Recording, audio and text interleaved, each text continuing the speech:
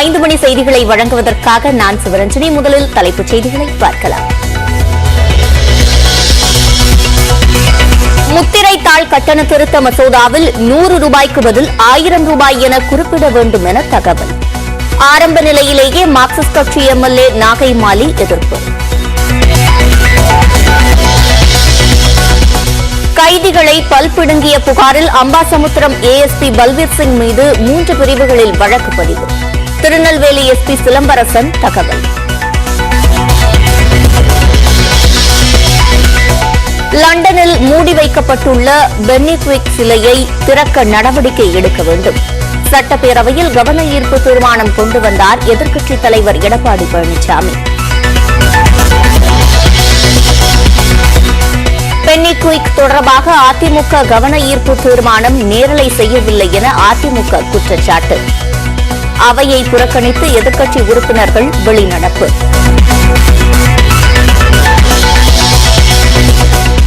உளுந்தூர்பேட்டையில் Taiwan நிறுவனத்தின் காலணி உற்பத்தி ஆலை. முதலமைச்சர் மு க ஸ்டாலின் முன்னிலையில் புரிந்துணர்வு ஒப்பந்தம். 2 நாள் பயணமாக நாளை ராமநாதபுரம் செல்கிறார் ஆளுநர் ரவி. இமானுவேல் சேகரன், முத்துராமலிங்க தேவர் நினைவிடங்களில் மரியாதை செலுத்துகிறார். காங்கிரஸில் இணைந்த ஜெகதீஷ் ஷெட்டருக்கு தேர்தலில் போட்டியிட வாய்ப்பு. ஹூப்ளி தார்வாட் தொகுதியில் போட்டியிடுகிறார். கர்நாடக மாநில காங்கிரஸ் தலைவர் டி கே சிவக்குமார் வேட்புமனு தாக்கல்.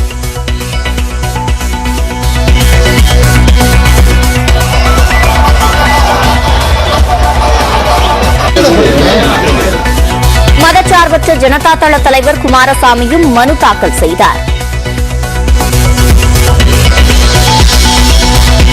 கர்நாடகாவில் காங்கிரஸ் ஆட்சி அமைந்தால் பிற்படுத்தப்பட்டோர் கணக்கெடுப்பு நடைபெறும். தேர்தல் பரப்புரையில் ராகுல் காந்தி அறிவிப்பு.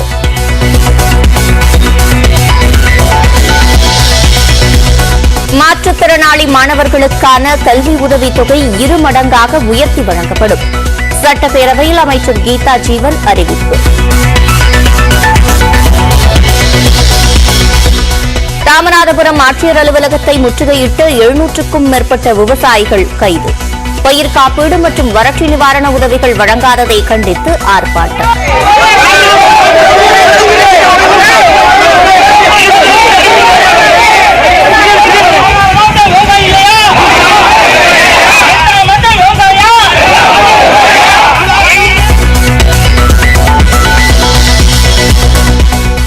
கேரள எல்லையில் உள்ள கண்ணகி கோவில் சித்திரை முழுநிலவு விழாவுக்கான தரிசன நேரம் அதிகரிப்பு.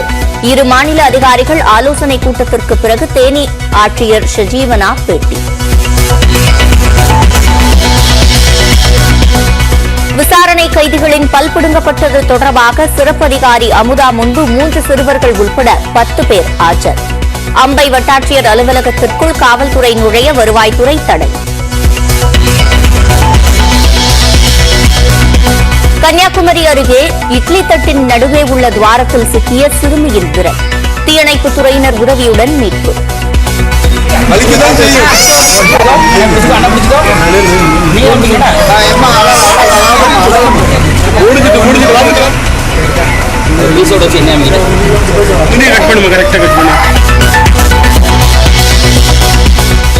எலவரப்பள்ளி அணைக்கு ரசாயனம் கலந்த நீர் வருவதால் துர்நாற்றம் வீசுவதாக மக்கள் வேதனை.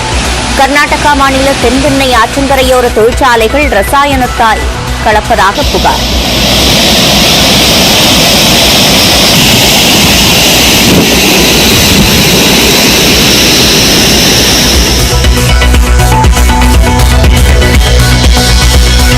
பஞ்சாபில் 2 தமிழக ராணுவ வீரர்கள் உள்பட 4 பேர் சுட்டுக் கொல்லப்பட்ட விவகாரத்தில் சக ராணுவ வீரர் கைது. தனிப்பட்ட துன்புறுத்தலால் கொலை செய்ததாக வாக்குமூலம். திமுகவின் சட்ட நடவடிக்கையை எதிர்கொள்ள தயார். சொத்து பட்டியல் விவகாரத்தில் தமிழக பாஜக தலைவர் அண்ணாமலை அறிவிப்பு.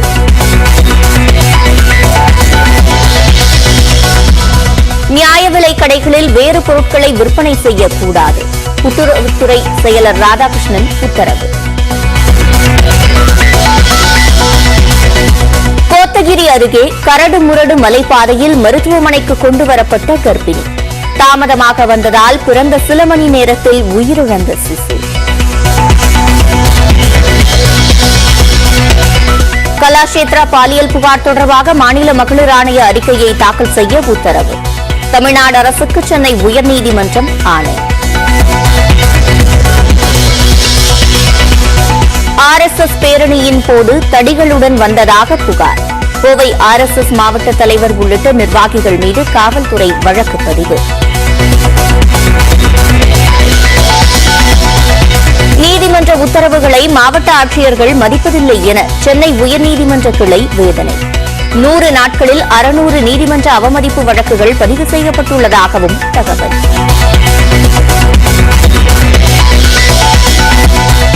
மத்திய பாடத்திட்ட நூல்கள் காவியமயமாக்கப்பட்டதாக குற்றச்சாட்டு. திருவனந்தபுரத்தில் போராட்டம் நடத்திய மாணவர்கள் மீது தண்ணீர் பீச்சி அடித்து கலைப்பு.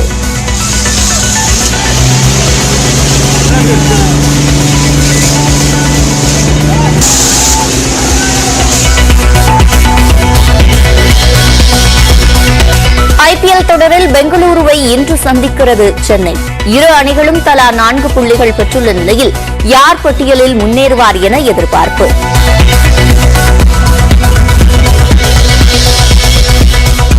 சூடானில் ராணுவத்துடன் துணை ராணுவம் மோதல் தீவிரம். 100 பேர் உயிரிழந்ததாக தகவல்.